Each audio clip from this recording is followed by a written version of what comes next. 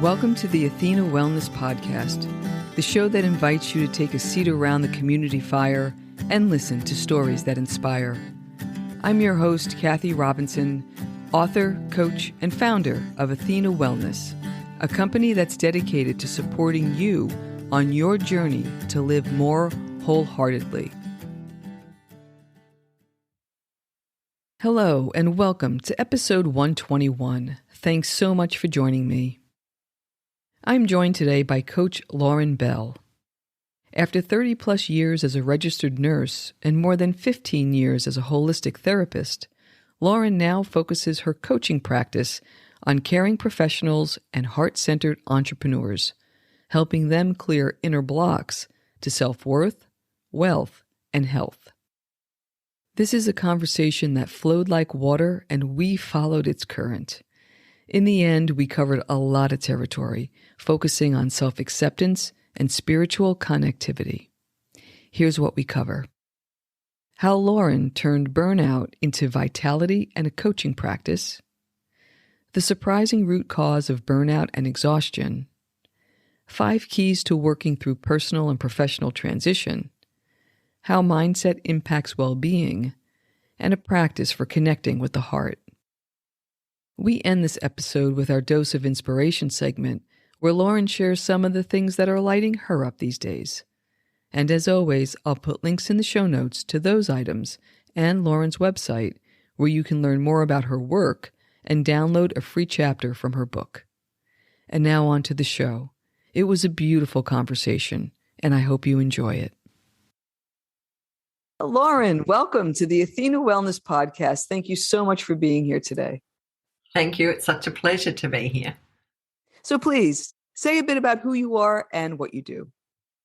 So I am a wealth mindset mentor, or I like to think of it as a worth coach, which is really about how to really start to value who you are just because you're you, not because of anything you do, but just knowing that you are worthy. And by doing that, actually, we can open up to abundance and all of the things that are actually available in our life, instead of doubting ourselves and thinking that actually it's not really available for us, that life's hard. So it's all about mindset and changing how we look at the world. And so that's what I help people with. How did you come to the work that you did today? You have a very diverse background of disciplines, so maybe you can share a little bit about your career journey. I am a registered nurse and have been for over 30 years. But I've always been interested in wellness, and I guess from a very young age, I've known that we are more than just our body. And so my initial attraction to nursing was actually studying anatomy and physiology.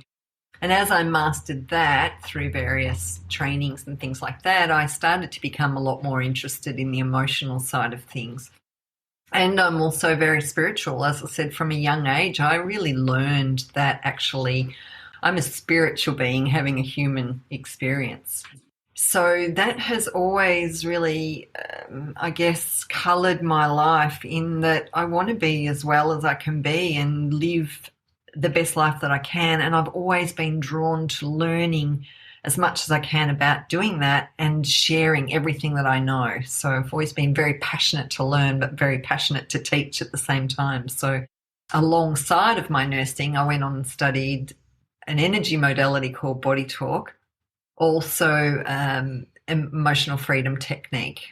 And then I'm also a qualified counsellor. And just because I was seeing clients for, you know, all their emotional stuff, and a lot of people talk about a lot of the different traumatic experiences that they've had in their life. And I'm talking about some of them are big traumas, and some of them are traumas that we call with like a little t. But ultimately they affect people and how they're operating in the world. And so they were sharing all of this with me, and I really wanted to make sure that I was, you know, doing the best that I could with them. So yeah, lots of learning, lots of training. And so in the end, after finishing as a counsellor, I decided that nursing and counselling are sort of helping a person from not being as well as they could be, just to being sort of normal. And I wanted to expand that. So I moved into the wealth mindset coaching, which is really tapping into your potential, and really that one area in your life that seems to be always sticking and holding you back is often the thing that's going to be the part that launches you into the world and make you feel really like everything you have arrived in a way. So It's like the doorway. yeah. Yeah. So there's so much I'm curious about just in that introduction, because, it made me think when I was starting my career on Wall Street, I had this spiritual side that I never showed anybody, because that's just not what you did in the professional world in the 1980s, right? Yeah. So was it something that you kind of kept to the side, or was it something that you were able to incorporate into your work? Because it's quite a range. It's incredibly impressive, from registered nursing to there's a spiritual side, there's a more psychological side. Like, you have all of these elements working together. How did you carry that through your days? Yeah, that's a really good question, because the truth is I didn't. And I really felt like I had my feet in two camps. And so I wasn't really honouring who I wanted to be and how I wanted to express. So very censoring of myself. So I had my Western medical side, and I had my holistic, spiritual, energetic healing side. And I didn't let them really meet. I had a few close friends and things like that who knew that about me. But generally speaking, I put on two hats, and I walked a different, and I ultimately ended up going through burnout, and through the work that I was doing. And as I've investigated that more and more, a lot of that came because I've always had this idea and this idealism to actually make changes, to make people, be the best that they can be, but to love each other and to get along well. And I was working in a healthcare system that I felt like it didn't care for its carers. And that was so disappointing and hard to be in, but I wanted to make the changes. But then as I got into positions and took on more responsibility, I found that I couldn't do that. And I think that really demoralized me. And I ended up becoming, very demotivated and resentful, and, lost all my energy. And the truth was, I was really not just in my work. I mean, I'm a mum. I've got 3 kids. I was a single parent at the time. I started studying the counselling. I just took on too much, and really I was putting everything out there for everyone else and not taking any responsibility for myself or my own needs or what I really wanted. I just didn't feel like I had any choice in the matter. And I want to get into the exhaustion and the burnout, but something came to mind as you were talking about all of these different disciplines that you were interested in. And I'm imagining this nurse going into work, even though you weren't practicing some of these other things because you were in a Western mode.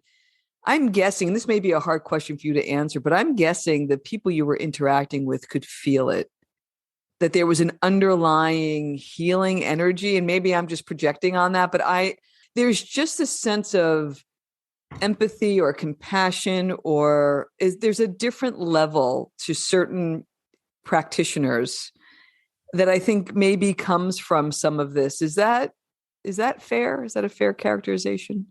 Yeah, I think definitely. I work with heart-centered caring professionals and entrepreneurs who want to make a difference in the world. And I think it's the heart-centeredness, the empathy, it's that part that does really want to make a difference, because, they know that more is possible, and they're heart-centered and sensitive and leading really with love and wanting a different way of operating. But that comes at a cost until you firstly recognize that that's what's often operating, that this sensitivity. And then what happens is, I think so many people feel really over responsible for everyone else. It's like you really need to help other people feel better, so you want to fix them, and that actually is draining in itself. It's also not really possible. But you tell most carers out there, they really do feel obliged. They feel responsible to actually make a difference for these people. And so I guess that's where a lot of my work sort of rolls in, is actually understanding what's really going on and how to navigate it, how to set boundaries and still be even a better carer, a better practitioner through being loving, through being kind, through being empathic, but just knowing that, you have your boundaries and that actually it doesn't help when you try to swoop in and save the day. Mm-hmm. It's interesting because this idea of exhaustion and burnout, I mean, we think, especially in professions like I experienced that when I was on Wall Street, and that's you don't think of that as a heart-centered place, right? And so maybe we can talk about some of the symptoms, because it was my experience. It was something that kind of snuck up on me. I didn't really recognize the symptoms, which was this feeling of, something's kind of off, but you just, especially in the profession that you're in, you've got patients, you've got rounds that you have to make. Like, you can't really just fixate on, there's something that's not quite right. So for people who are listening, who may be sensing something's off a little bit, how would you describe how this starts to take root, or how it starts to show itself before it takes root? Yeah, I think for my experience was this starting to lose interest, starting to not really care, starting to feel resentful and unhappy. And then that affected normally I worked really hard, but I was just finding that I wasn't getting things done. And then my inner critic started, that I wasn't doing a good job. And so it all just keeps spiraling and escalating. But I agree with you. It's really hard when you're in it. I don't think you actually really do know. And especially when you're so busy and you're doing everything for everyone else, perhaps in your work or just in your life, but you're not actually putting any attention to yourself.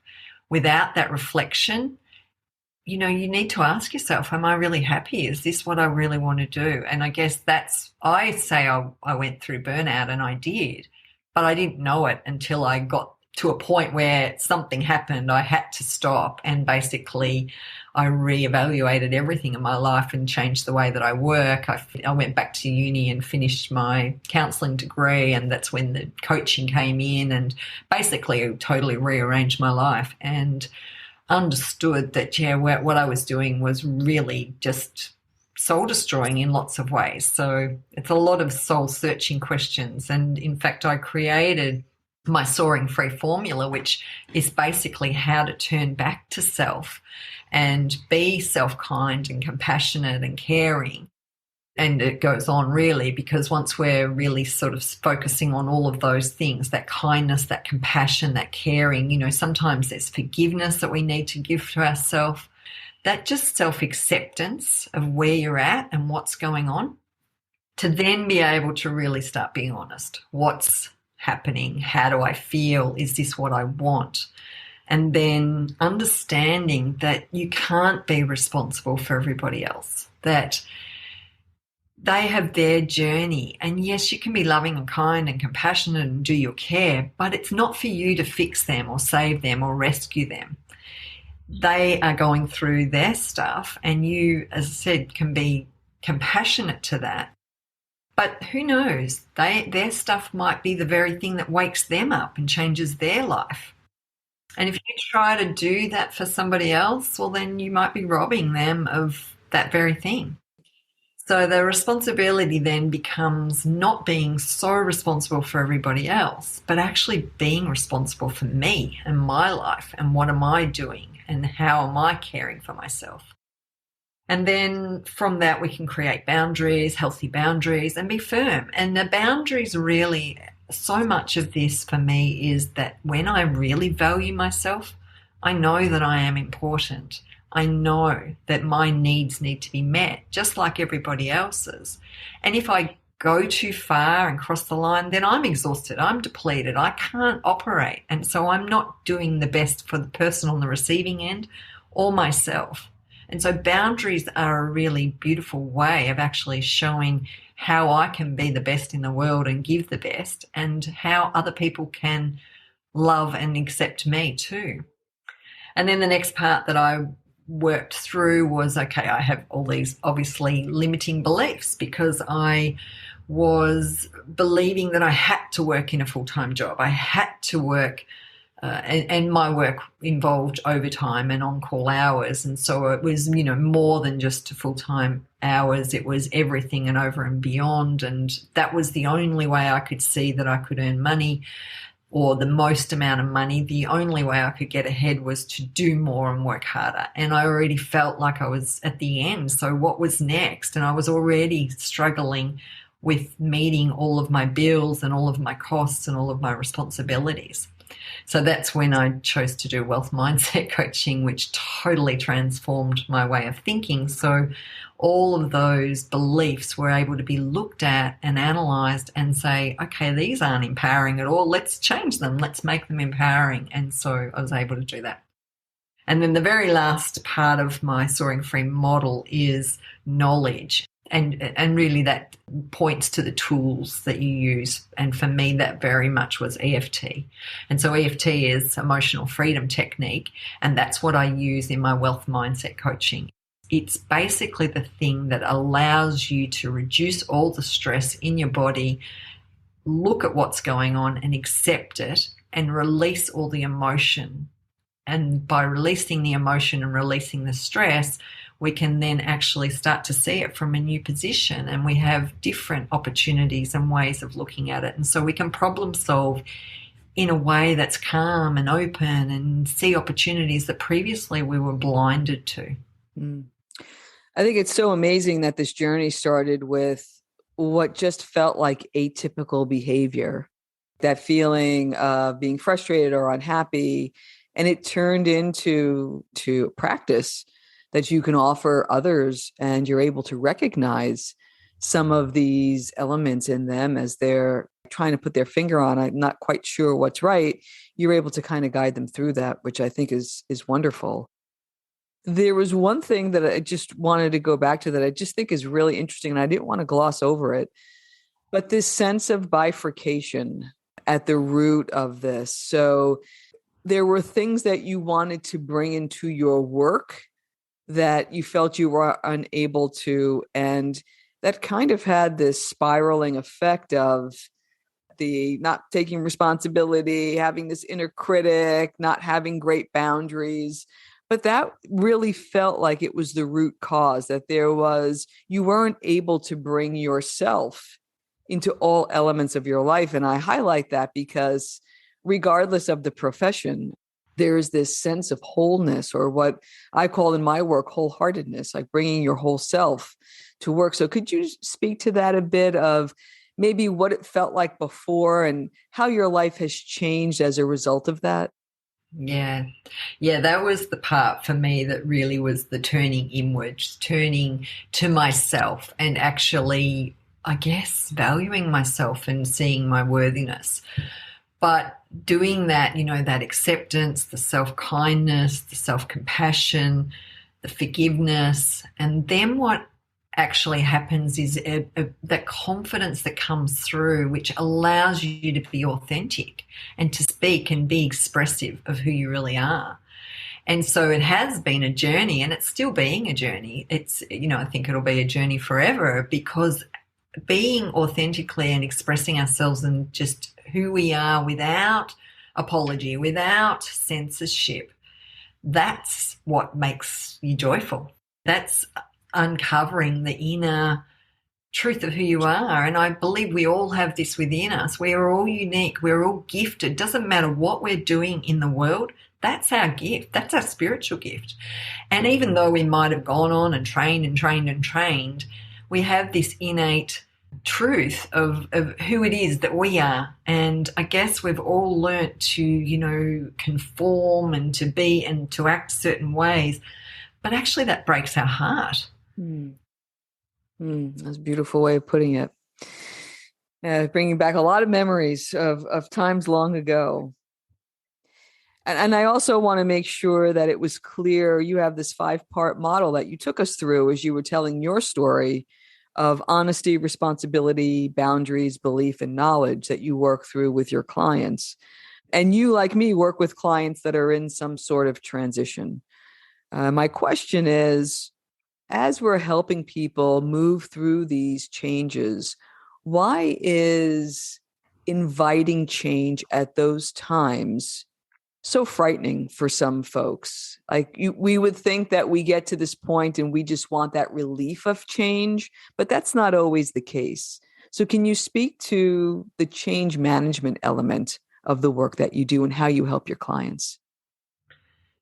So much of this is about accepting just exactly what's going on where you are now. And if that means that you're not happy and you want to make changes in your life, to actually have the courage and the ability to be able to look at that. And so I think it's scary. I think people feel fear, and that's, it's that whole thing about it's easier the devil you know than the devil you don't sort of thing, or, the comfort zone. It's like, I know I want that, but that feels too scary. And it just pushes all of those sensitive parts inside us, those resistance parts that will cause us to procrastinate or to feel the fear, to criticize ourselves and to hold ourselves back, to play small and to not really go for what we really want. And so all of the work that I do is really, once again, about uncovering these parts and helping us to recognize that things like the inner critic and fear and anxiety and those sorts of emotions, they're just feelings and they're not necessarily based in truth. But when we explore them, we can actually start to see them and have compassion for those parts. And instead of, a lot of people talk about, you've got to rid your fear, or you've got to get rid of the inner critic, and we can't. They're actually with us. They've been online with us from a very young age. The critic often comes on in early childhood or in school years. I mean, all of these parts inside us, in some respects, come on board through our formative years. And they're just part of who we are. We don't actually recognize them until we start to look. And so having the tools, what I found was suddenly I was able to be courageous about it, because it's like before that it felt like I would go down a rabbit hole and never, worried I would never come out. Like it was, what was I going to find? And it would be too scary. So actually having tools that support you, that means that you can look at it with compassion. And those parts, they just really want more love and more understanding and more acknowledgement. And it's like, in a way, they're a bit misguided and a bit immature. So by giving the love and giving the, perhaps parenting ourselves the way that we wanted it to be done, maybe, or needed it, sometimes, we had a sensitive part inside us that, maybe made some idea that I wasn't important. All of these beliefs come on board and we believe them to be completely true about ourselves until we start to be able to look at them and decide, actually, that's not really a truth. That was just something that happened.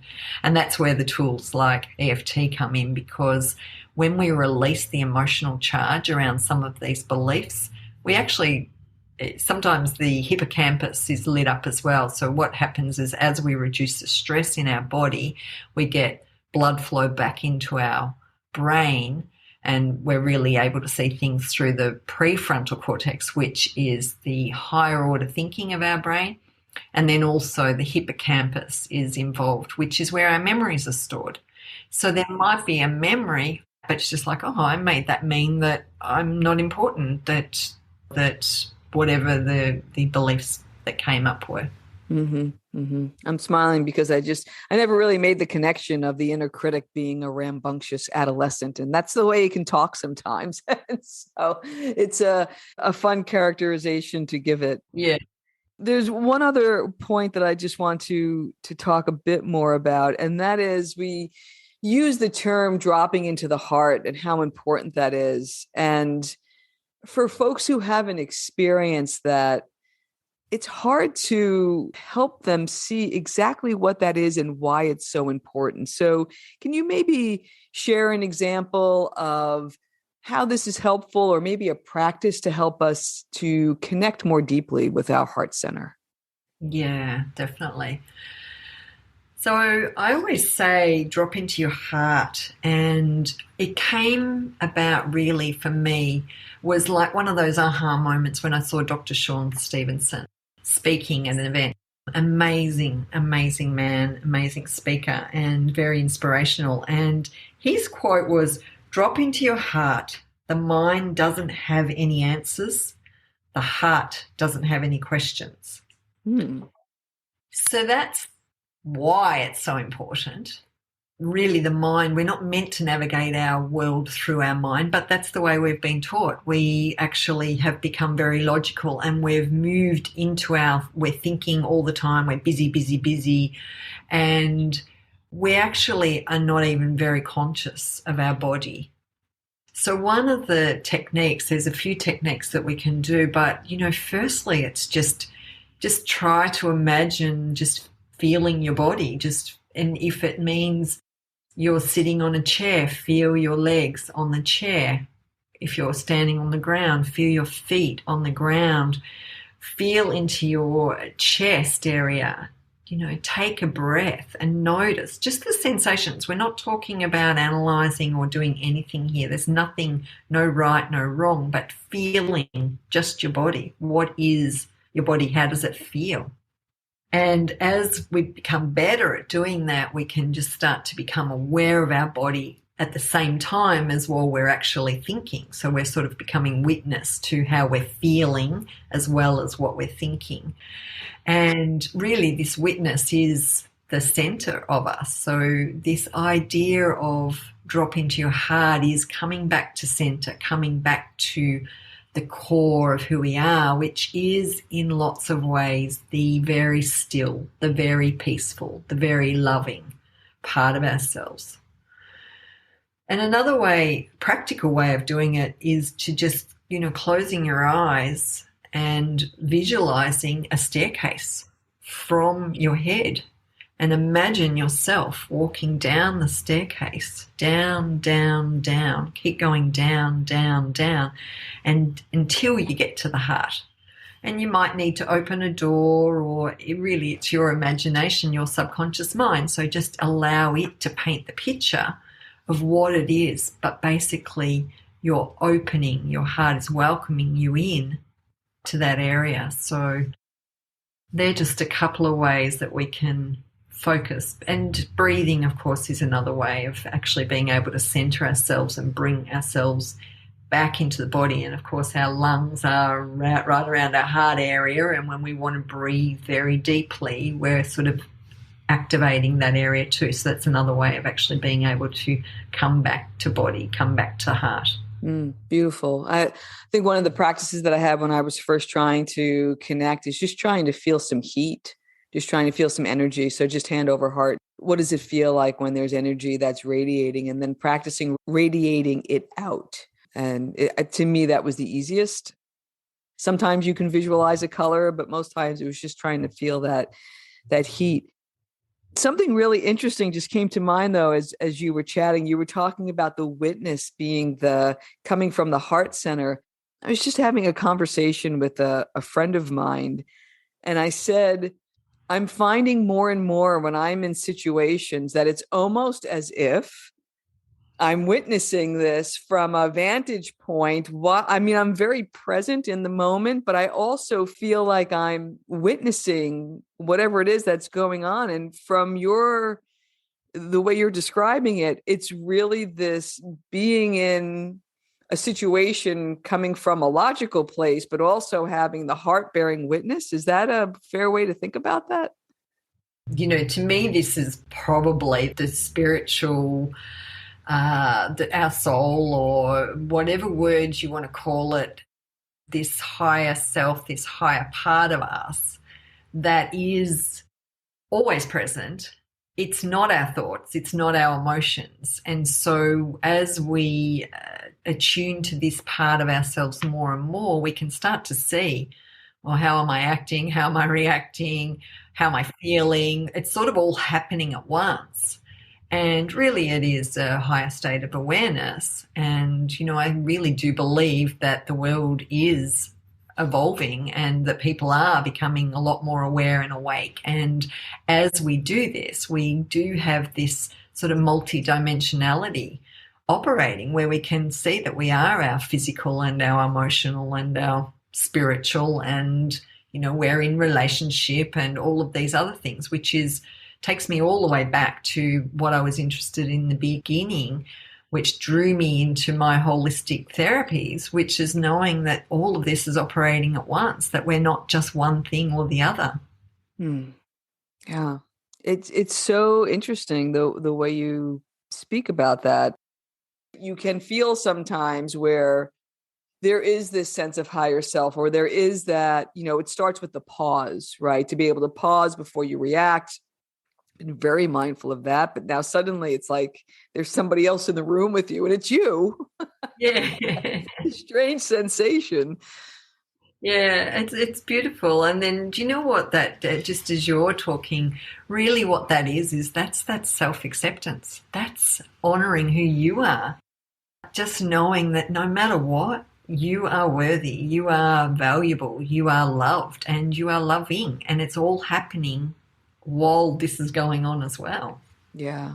And I think my mindset in that situation was making sure the other person felt that way as well.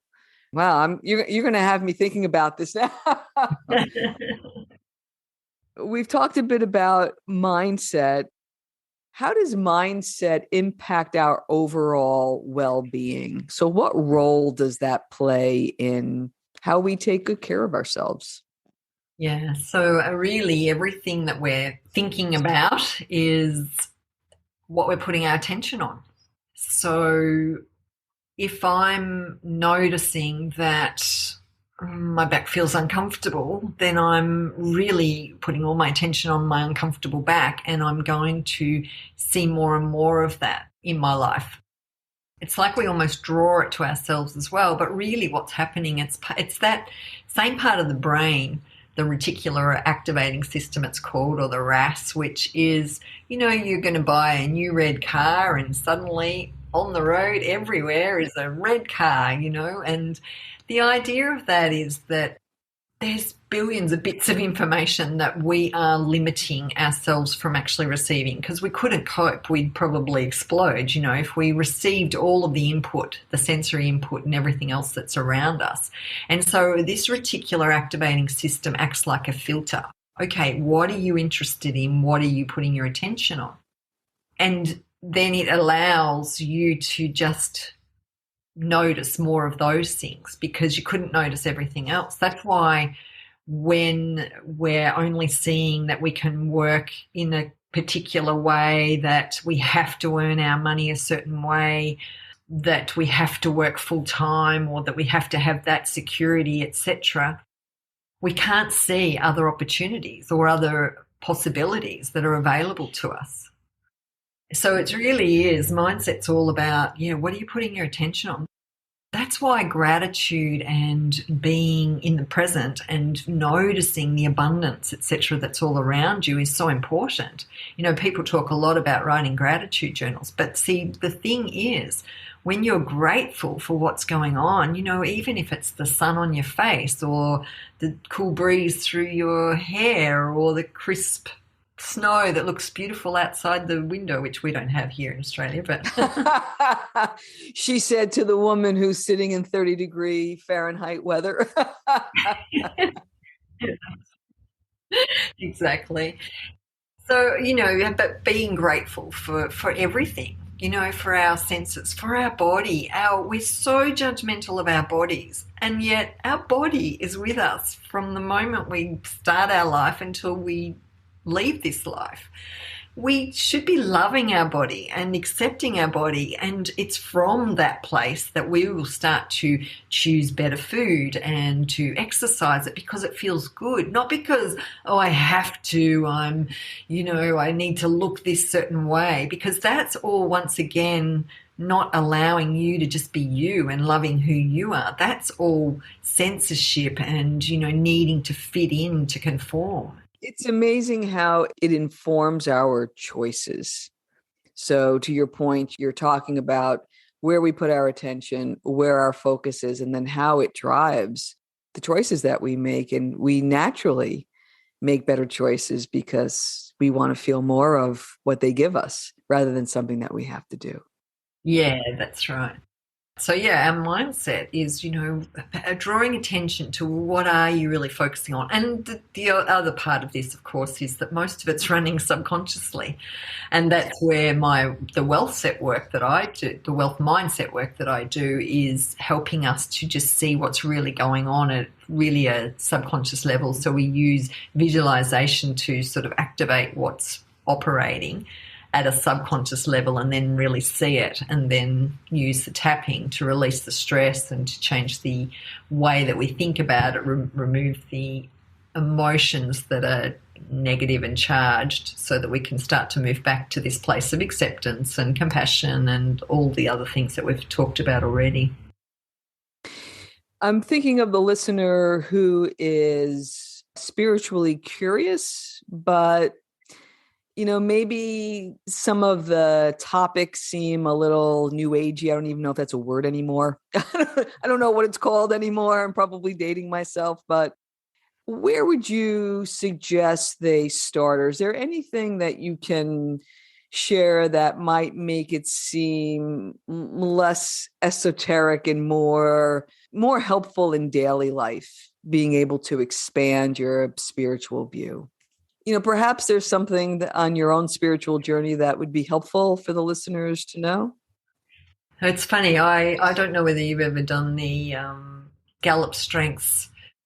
Number one strength for me is connectedness, which used to be called spirituality. So it's just who I am. So I have always known at some level that we're all connected, that we're connected to the earth, that, everything, I guess it's this oneness where people talk about this oneness. And actually, as I've grown up, I've really understood that that's true. So that impinges everything. So I guess the question for me is a bit tricky because it sort of was always there. But the thing that happened to me when I was a child, I was a teenager. I was 16 and had a beautiful cat called Simon, and Simon got sick, and we thought Simon just had cat flu or something. And so Dad and I took Simon to the vet, and Dad went in. I was going to go in, but I was trying to put on heavy hiking boots and I couldn't get them on. So anyway, basically I didn't end up going in, and then Dad came out and he was upset and crying, and Simon had been put to sleep because he actually had leukemia. And I was devastated, and I was devastated because I didn't get to say goodbye. And so the next night I was crying in bed. I was under the blankets, and all of a sudden, I just felt this weight between my legs, which is where Simon used to always sleep. It was warm and it was heavy, and I just knew that Simon had come to visit me and to let me know that he was okay. And I stopped crying, and I lied there for probably 10 minutes or so feeling very comforted. And eventually my curiosity got to me. I thought, okay, so I turned on the light. And of course, as I turned on the light, the feeling went away. But I never cried for him again. That was the piece to me that I knew that there's more to us here, that we are, and I really believe it, we are spiritual beings having a human experience.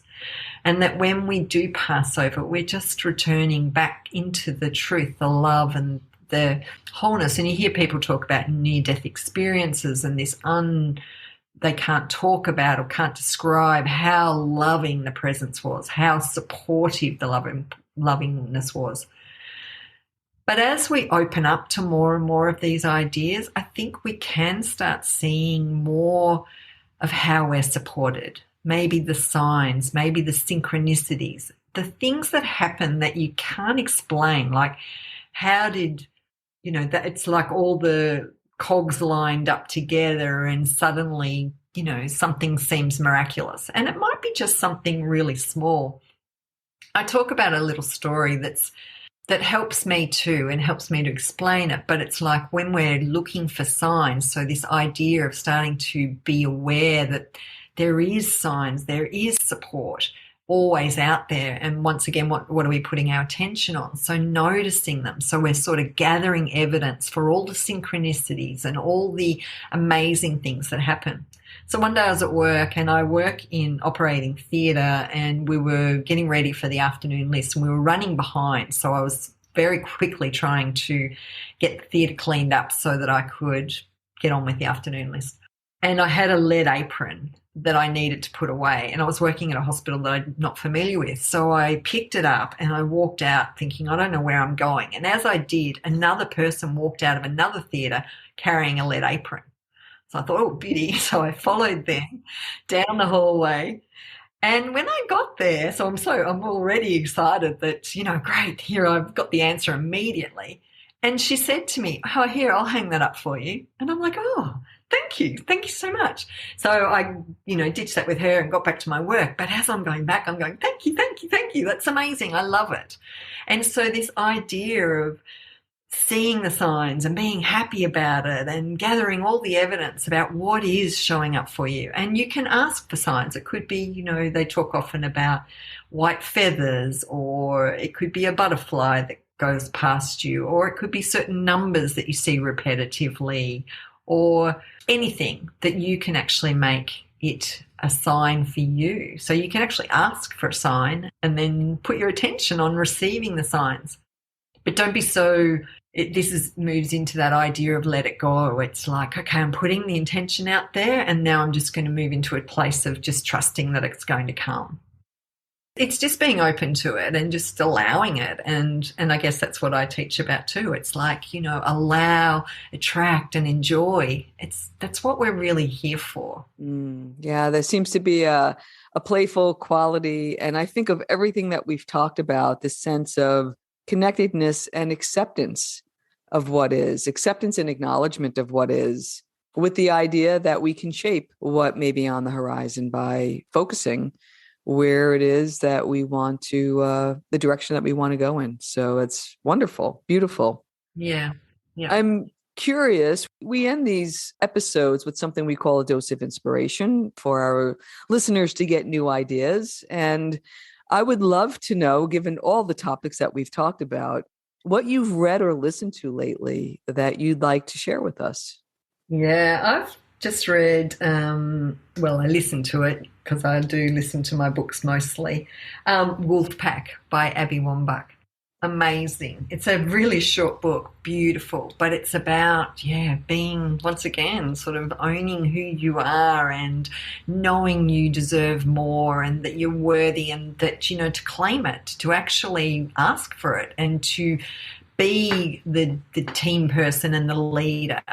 I really believe that we need to lead by example. So we do our own inner work, and from that place we can be loving, kind, compassionate, caring, and we are the leaders of our own lives. But actually we're showing other people and giving them permission to do the same. Mm-hmm. Mm-hmm. That's wonderfully said, wonderfully put. What new thing or experience are you looking forward to trying? Well, I did try it once, but I'm going to explore it even more. I've just started looking at a drumming circle, which I had done that once before in it was a seminar, and it was a lot of fun and, just banging on the different drums. So recently I was inspired to join a very small group of other women. It was a Friday evening, and we got together for about an hour and a half, and we were led by a person who's very, very skilled in it. But basically the idea is, once again, to be able to explore what wants to come through you without censorship, without, worrying about, am I keeping time? And believe me, there was times when it sounded great what I was doing, and other times it was like, oh, that's... And then she also was asking us to vocalize and I want to explore my voice and to not be holding myself back, to restricting and worrying about what other people think and, how I express myself. So I'm going to explore that a lot more. And I think the other part of it that's really beautiful actually is the connectedness, because you're all together making music and you're in sometimes harmony, but you're sort of mainly in time with each other. And so that connectedness is really special too. And I think the support and the acceptance, because, no one was looking at me saying, oh, she didn't hit that very well, and I was doing They were it worried about their own, right? Yeah, totally. Totally focused on their own thing. I love asking this question of envisioning your perfect road trip. Where would you go? What would you do? And it could be anywhere in the world. You can magically transport yourself anywhere.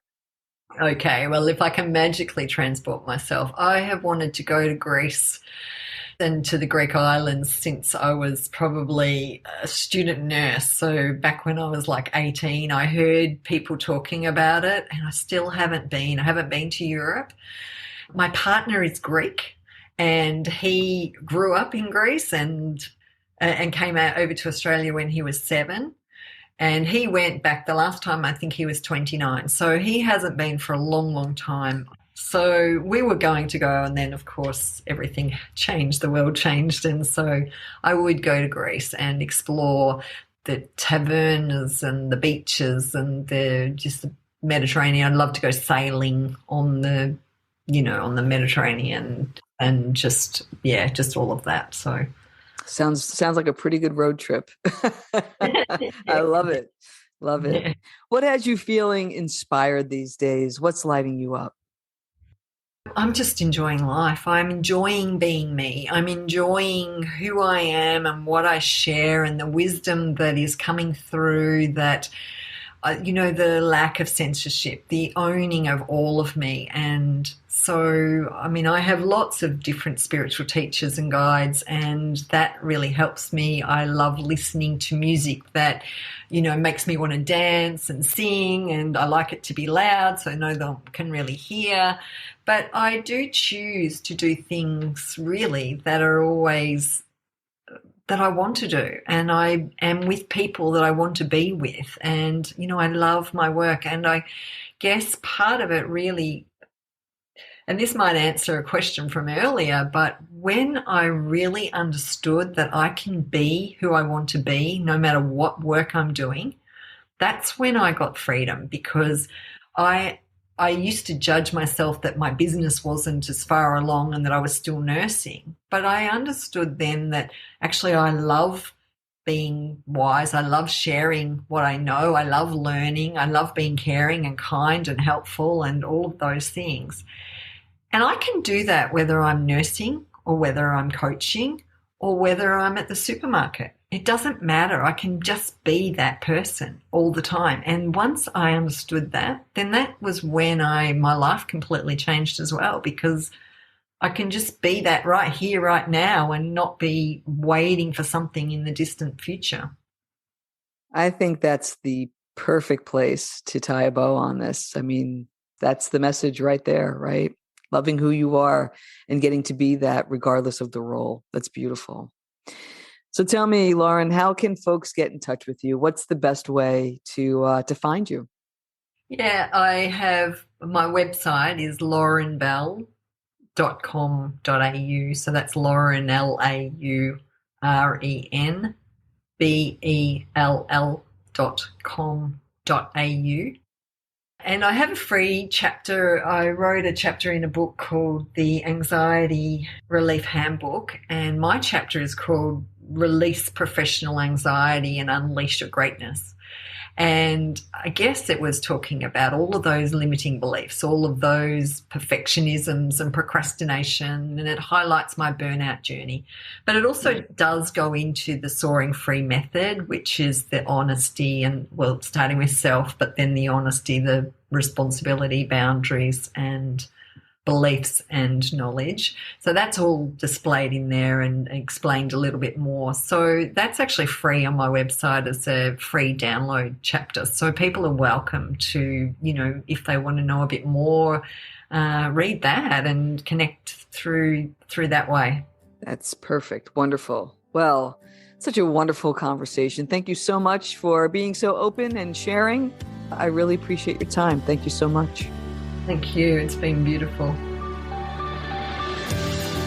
Thank you so much for joining me today. I know there are many ways you can spend your time. Thank you for choosing to spend it with me. Until our paths cross again, be kind to yourself and show your warrior spirit some love. If you know anyone who could benefit from today's episode, please pass it on. And many thanks for supporting the show by subscribing and leaving a review. It means a lot, and it helps others find their way to our circle. If you'd like to access the show notes, have a question you'd like addressed on a future episode, or would like a transcript of this episode, visit www.athenawellness.com/podcast. Until next time, be well.